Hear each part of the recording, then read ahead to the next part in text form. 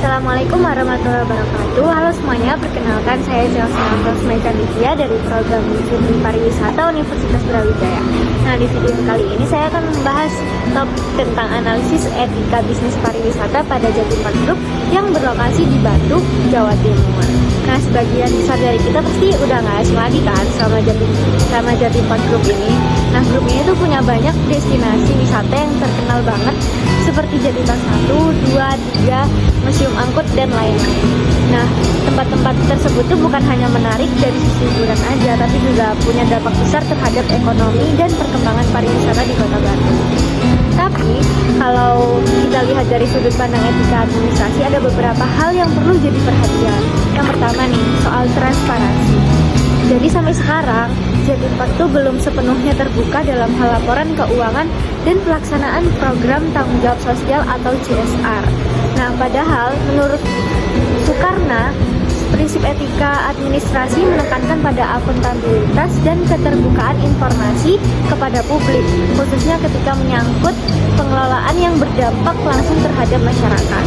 Yang kedua itu ada isu soal perluasan lahan Jatim Park yang sempat memicu pertanyaan soal legalitas izin dan penggunaan lahan. Hal ini berkaitan dengan tata kelola administrasi publik yang seharusnya mengacu pada prinsip hukum, integritas, dan tanggung jawab moral. Kemudian lanjut ke etika digital. JTP ini emang aktif mempromosikan wisatanya lewat media sosial dan situs web kan. Tapi sayangnya kadang syarat dan ketentuan promo tidak dijelaskan secara transparan. Ini bisa melanggar prinsip kejujuran dan komunikasi bisnis. Selain itu, masih belum jelas juga bagaimana perlindungan data pribadi pengunjung dikelola. Padahal dalam etika digital, perlindungan privasi adalah bagian penting dari kepercayaan konsumen. Dari sisi lingkungan, pembangunan besar-besaran oleh Jatim Park ini menyebabkan alih fungsi lahan dan pengurangan area hijau. Padahal dalam prinsip etika lingkungan disebutkan bahwa pelaku wisata wajib menjaga keseimbangan ekologis dan menerapkan prinsip berkelanjutan. Meskipun ada wahana bertema seperti Eco Green Park, pengelolaan sampah dan penggunaan energi belum sepenuhnya optimal. Lalu, soal etika bisnis nih, Jatim Park sebagai pelaku dominan di industri wisata Kota Batu menciptakan persaingan yang tidak seimbang dengan UMKM lokal.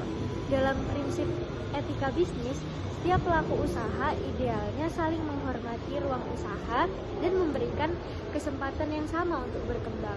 Nah, ketimpangan ini tuh beresiko mematikan potensi ekonomi lokal dan bisa menciptakan ketergantungan.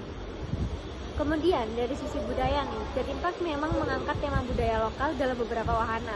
Tapi pendekatannya tuh masih cenderung hiburan tanpa edukasi yang mendalam.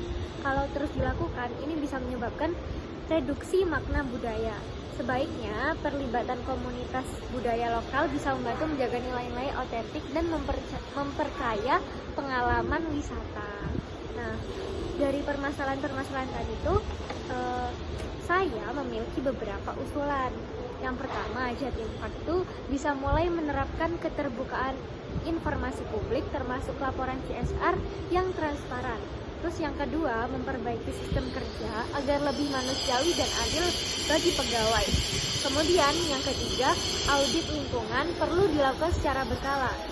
Kemudian kolaborasi UMKM dan komunitas budaya bisa menciptakan pariwisata yang lebih inklusif dan berkelanjutan. Semua ini sejalan dengan pedoman etika usaha pariwisata berkelanjutan dari Kemenparekraf.